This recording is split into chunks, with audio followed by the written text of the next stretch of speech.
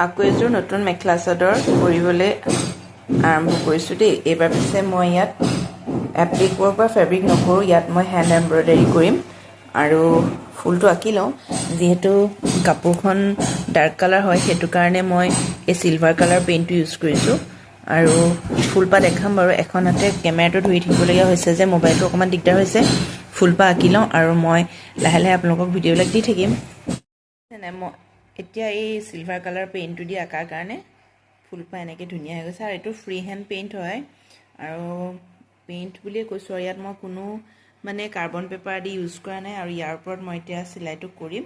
তাৰপিছত সম্পূৰ্ণ হ'লে অলপ অলপ মাজে মাজে দেখাই থাকিম আৰু দেই। ভিডিঅ'টো চাই থাকিব আৰু কাৰোবাৰ যদি ভাল লাগে এইটো স্ক্ৰীনশ্বট মাৰি ল'ব আৰু আপোনালোকে কৰিব পাৰিব। চাদৰখনত এই এপাহ ফুল সম্পূৰ্ণ কৰিলোঁ আজি।